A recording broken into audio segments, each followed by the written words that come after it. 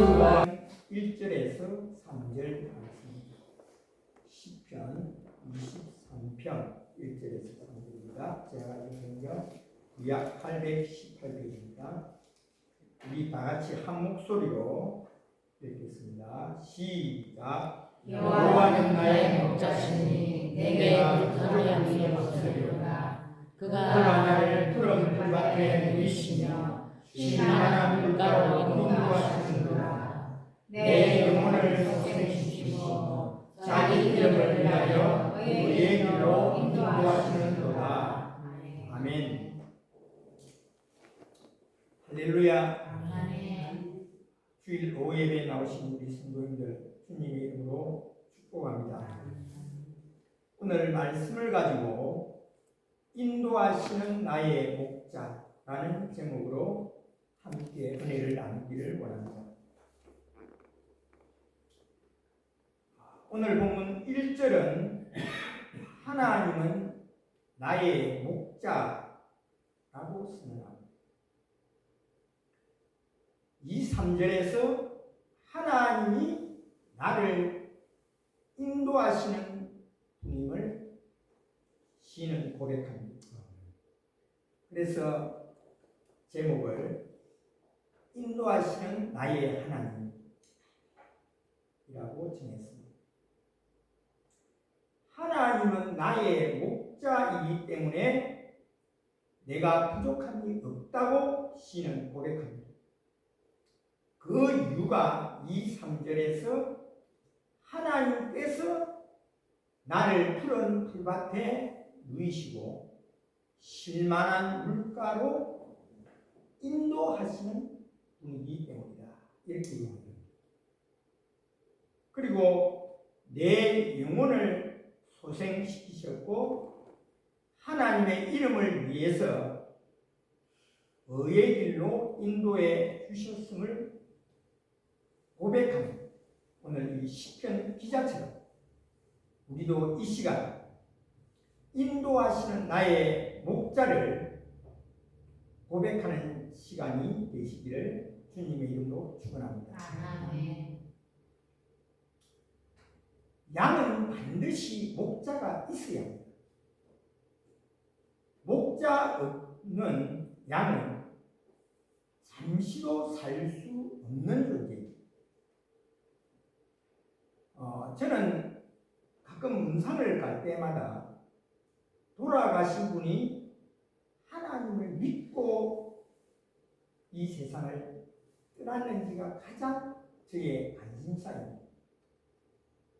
선한 목자이신 예수님의 인도함을 받고 살다가 천국 소망을 가지고 이 세상을 떠났는지, 아니면 목자 없이 제멋대로 이 세상을 살다가 이 세상을 떠났다면 그는 그보다 더 불행하고 불쌍한 인생은 없다고 생각하기 때문입니다. 고린도서 5장 1절은 우리에게 이렇게 말씀해 주고 있습니다. 고린도서 5장 1절, 만일 땅에 있는 우리의 장막집이 무너지면 하나님께서 지으신 집, 곧 손으로 지은 것이 아니요 하늘에 있는 영원한 집이 우리에게 있는 줄 아느니라. 아멘이십니까? 세상의 집과 하늘 집이 있습니다. 저와 우리 성도님들은 영원한 집, 하늘의 집을 소망하며 현재를 살아가고 있습니다. 저는 지난 한 달 동안 자원 봉사를 하면서 아침마다 부르는 찬송이 조금 전에 불렀던 우리 492장 235장 492장 1절 4절 이 가사를 음미하면서 정말 가사 내용대로 살기로 다짐하면서 기쁨으로 매일 아침 이 찬송을 혼자서 부르고 있습니다. 492장 1절과 4절 이렇게 기록되어 있습니다. 잠시 세상에 내가 살면서 우리는 나그네입니다. 잠시 세상에 내가 살면서 항상 찬송 부르라. 날이 저물어 오라 하시니 영광 중에 나아가 열린 천국문 내가 들어가 세상 짐을 내려놓고 빛난 멸관 바다 쓰고서 주와 함께 길이 사. 4절에 한숨 가시고 죽음 없는 날 사모하며 기다리는 내가 그리던 주를 배울 때에 나의 기쁨 넘치리라. 열린 천국문 내가 들어가 세상 짐을 내려놓고 빛난 멸관 바다 쓰고서 주와 함께 길이 살리라. 그리고 235장 1절 2절을 찬양합니다. 보아라 즐거운 우리 집 밝고도 거룩한 천국에 거룩한 백성들 거기서 영원히 영광에 살겠네. 거기서 기쁘고 즐거운 집에서 거기서 영원히 영광에 살겠네. 앞서간 우리의 친구들 강명한 그 집에 올라가 거룩한 주님의 보좌 앞 찬미로 영원히 즐기네. 거기서 기쁘고 즐거운 집에서 거기서 영원히 영광에 살게. 정말 이 찬양을 하면서 하나님 저 지금 데려가시고 좋습니다.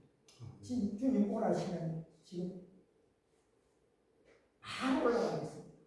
이렇게 고백하면서 정말 1시간 동안 기쁘게 자원봉사 이 차량 선생님들 들어온 차를 애들 학부모들 차 싣던 차를 웃으면서 인사하면서 이 찬양 계속 즐겁게 부르면서 신나게 자원봉사를 하고 있습니다.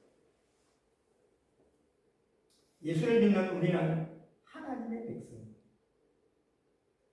이 땅에 나그네의 삶이 끝나면 영원한 천국집에서 영원히 영광에 살 것을 믿고 오늘도 기쁨으로 살아가는 저와 우리 성도들 다 되시기를 바랍니다. 아멘. 제가 창업봉사하면서 지금은 절대로 학교 내에서라든가 학생들에게 유물을 주거나 예수를 믿으라고 얘기한다든가 하면 그거 지속이거든요. 지금 불리기 때문에 절대로 못합니다. 옛날에는 제 마음대로 했는데 지금은 그게 엄격하게 규제가 되어 있습니다. 그래서 제가 계속 하나님 어떻게 이 애들 선생님들에게 제가 복음을 전해드리고 눈에 안 보이니까 예수 안 믿는 사람들 눈에 다 보이거든요. 딱 보면 저 사람 예수 믿겠네 안 믿겠네 잘 접근해서 딱 물어보면 예수 믿는 사람은 믿는다고 제가 예측한 대로 딱 느끼지더라고. 딱 물어보니까 맞더라고.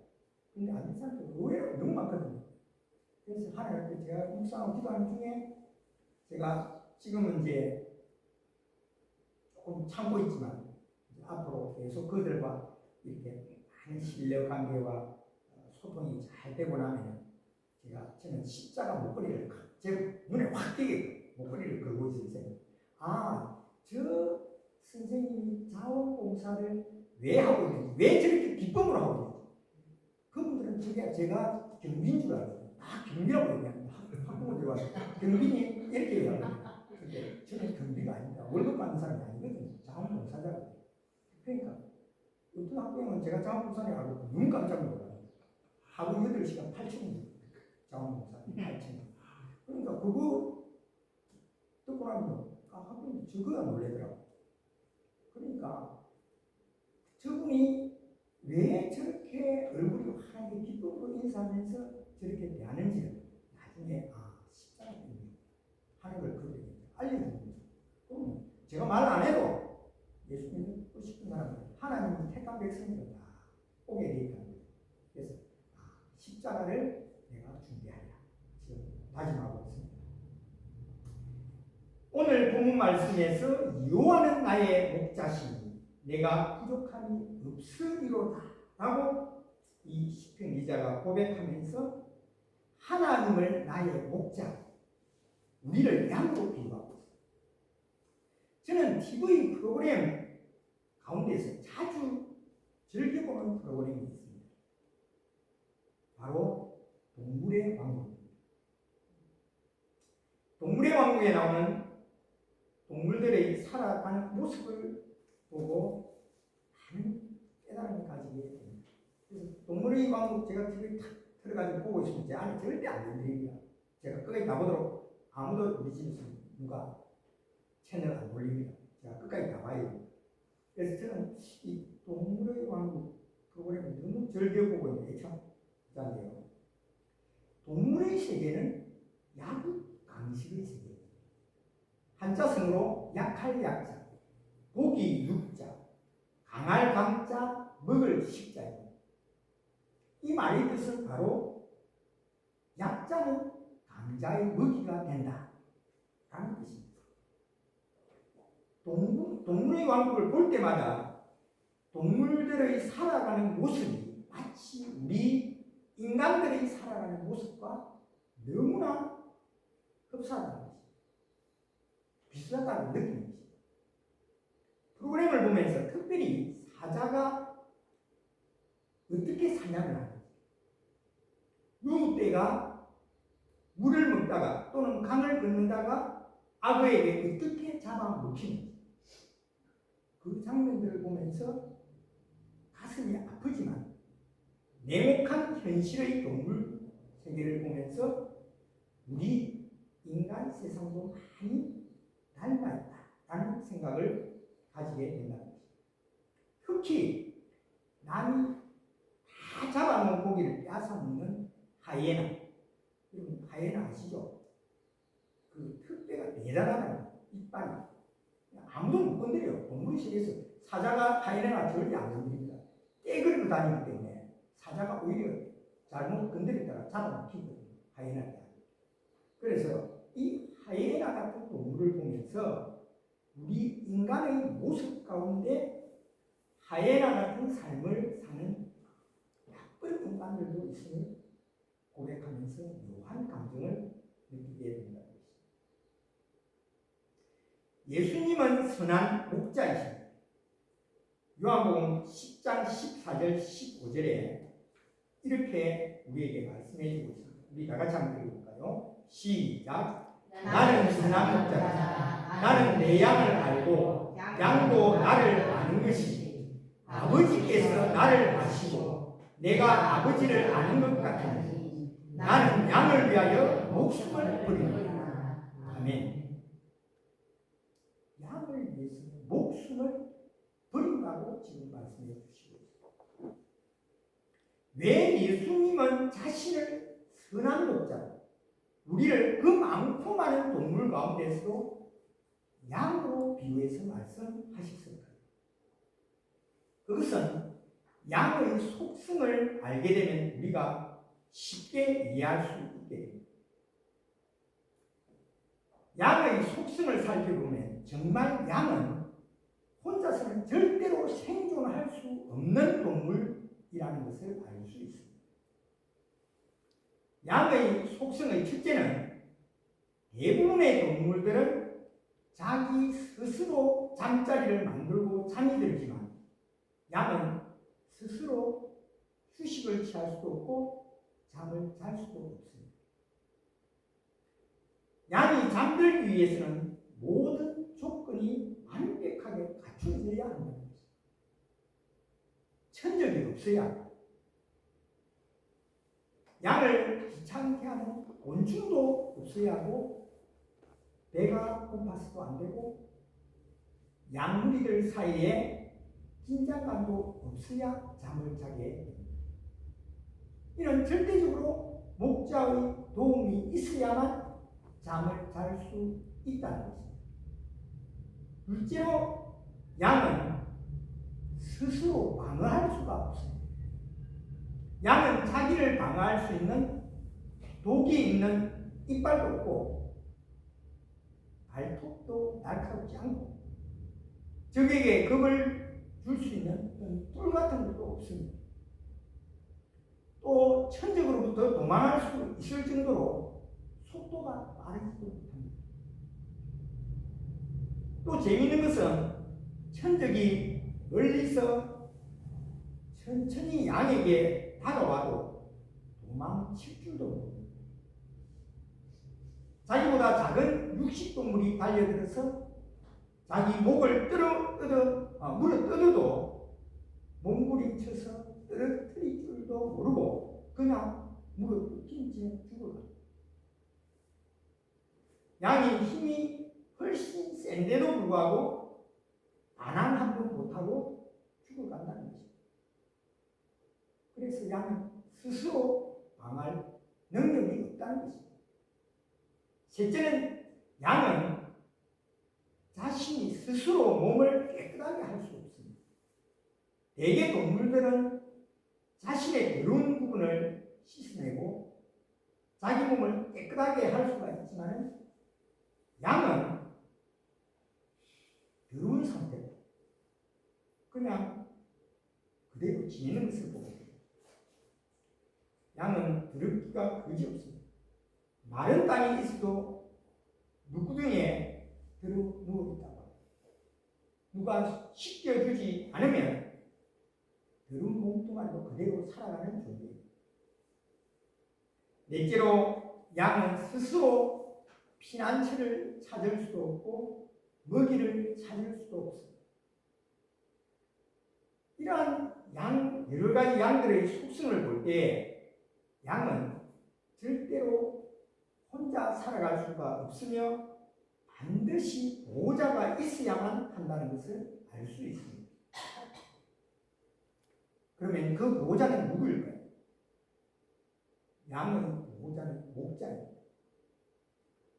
저와 우리 성도님들도 마찬가지입니다. 하나님 없이는 절대적으로 존재할 수 없는 양같이 나약한 존재임을 우리는 고백하지 않을 수가 없습니다.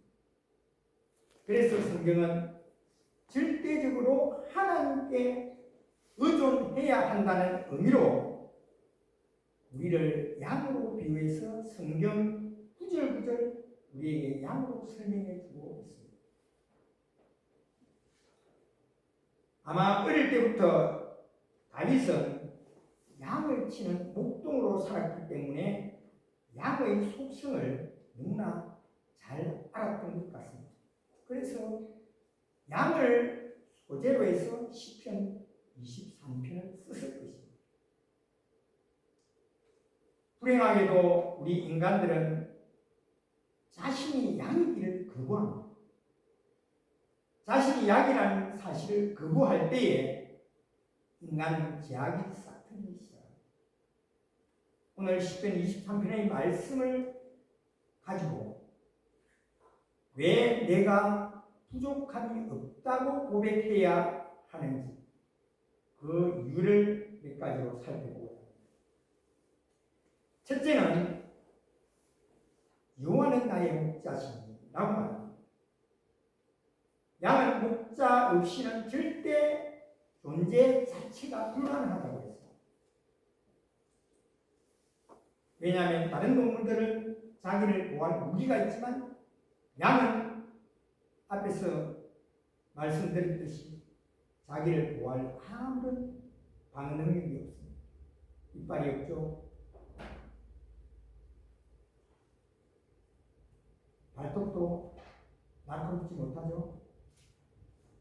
뿔도 없죠. 다른줄도 제대로 못합니다. 예수님도 제자들을 보내면서 이렇게 말씀하셨습니다.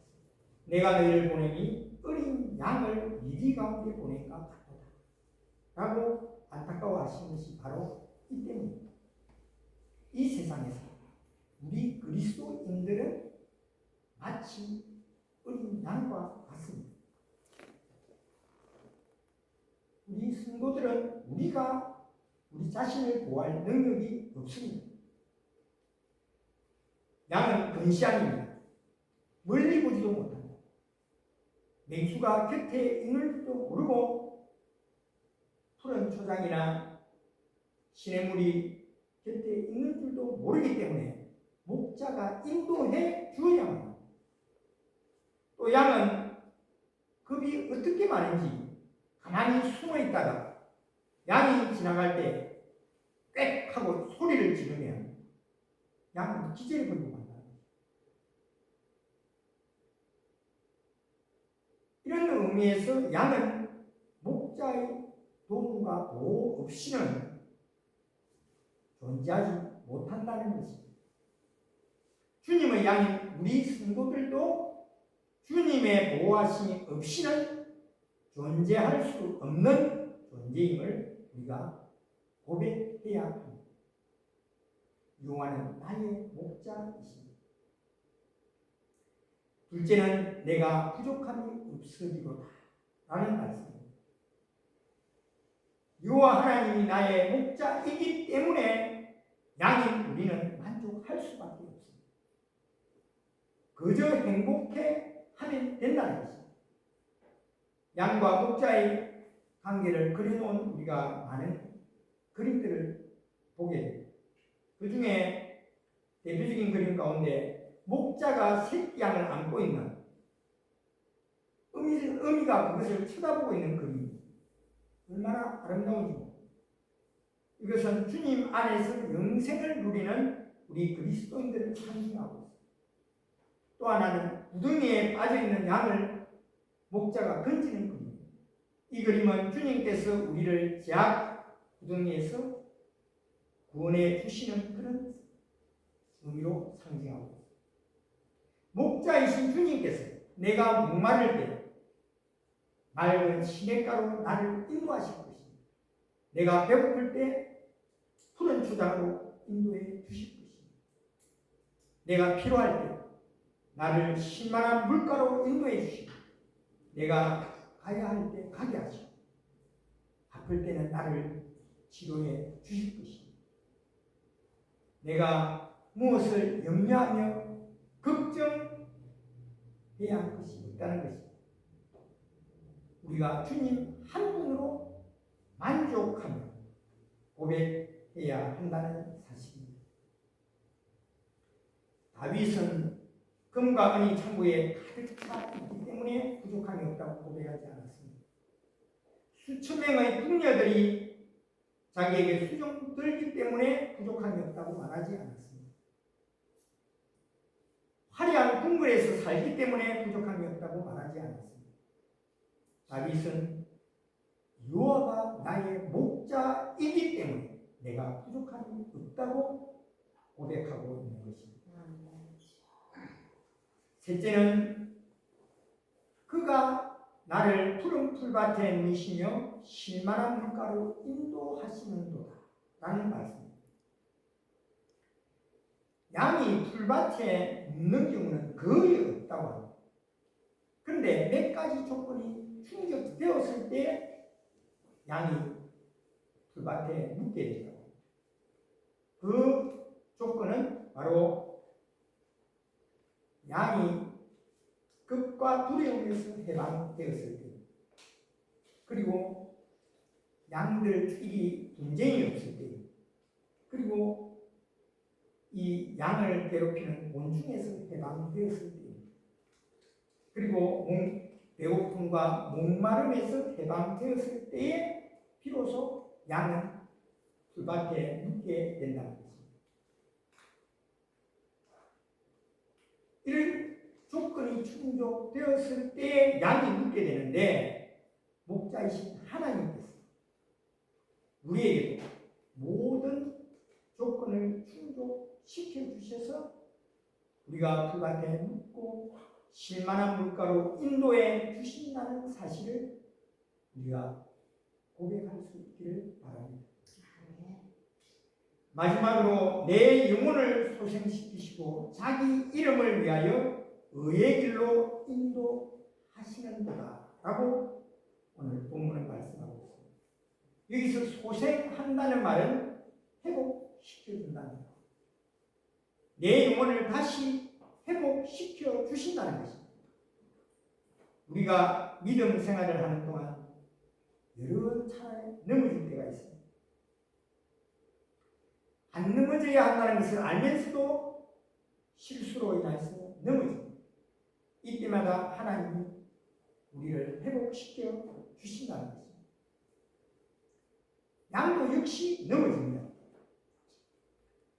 양은 넘어지면 절대로 혼자서는 일어나지 못합니다. 양은 반드시 누울 때에 발목을 구부리고 배를 땅에 대고 수같이 앉아 있습니다. 개같이 옆으로 누워있지를 못한다는 것입니다. 그러다가 실수해서 개같이 옆으로 눕게 되면 네 발이 하늘로 다 들려서 거북이가 뒤집힌 것처럼 허우적대다가 여름에는 한 달도 안 되어 죽어버리고 만다. 양은 넘어지면 반드시 목자가 와서 일으켜 주어야만 합니다. 혼자서는 일어날 수가 없기 때문에 우리 역시 우리가 시험에 빠져서 우리를 주님이 건져 주셔야 우리는 일어설 수 있다는 것입니다. 만약에 하나님의 자녀이고 하나님의 성도이면서 우리가 양이라는 사실을 거부하고 내가 양이 아닌 것처럼 살아간다면 그는 정말 힘든 인생을 살 수밖에 없습니다. 하나님께서 우리를 끝까지 지키시고 보호하시는 양의 목자이신 우리는 고백해야 한다는 사실입니다. 자기 이름을 위하여 의의 길로 인도하시는다라고 말씀하고 있습니다. 양은 한번 풀밭으로 가면 다른 곳으로 옮겨갈 줄도 모르고 풀이 바닥이 나고 없으면 그 풀뿌리를 파먹고 있을지언정 옮겨갈 줄도 모른다는 것입니다. 그렇게 하면 어떻게 되겠습니까? 땅이 폐허가 됩니다. 그래서 목자는 자기 땅이 폐허가 되는 것을 막기 위해서 양을 살리기 위해서 선한 목자의 명예를 위해서 하나님의 자신의 이름을 위해서 양이 어느 정도 풀을 뜯어먹고 나면 양을 다른 곳으로 인도하고 옮겨서 양도 좋고 풀밭도 폐허가 되지 않도록 이렇게 인도해 주신다는 것입니다. 우리 역시 마찬가지입니다.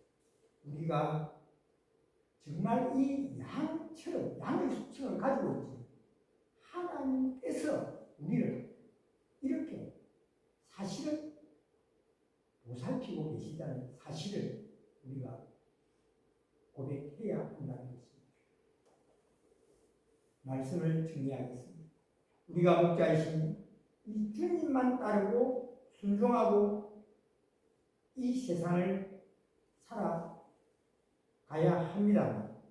때로는 푸른 풀밭이 있고 실만한 물가가 있지만 하지만 항상 우리가 형통한 길만 있는 것은 아닙니다. 때로는 우리에게 죽음의 길도 있다는 것입니다. 때로는 실패의 길, 때로는 질병도, 역경도 우리가 부딪히게 됩니다. 그러나 결국은 우리를 어디로 인도하시겠습니까? 우리를 여호와의 집으로 인도하십니다. 오늘 우리가 찬양했던 그 보아라 즐거운 우리 집, 그곳에서 우리가 영원히 주님을 찬양하며 우리는 살아갈 사람들입니다. 거기서 우리는 영원히 거하게 될 것입니다. 저는 오늘 우리 신유전원교회에서 마지막 설교를 하면서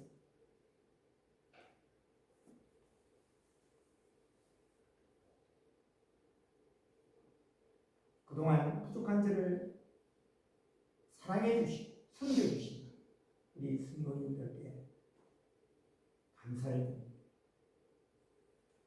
이제 성도님들과 앞으로 또 어떤 모습으로 배울지 모르지만 못 배운다면 천국에서 좋으신 하나님의 집에서 만날 것을 기약합니다. 목자 되신 주님 안에서 살아가는 그날까지 주님이 우리 성도들과 함께 하시고 영원히 행복한 삶을 사시기를 주님의 이름으로 축복합니다. 아멘. 기도하겠습니다. 살아계신 하나님 아버지,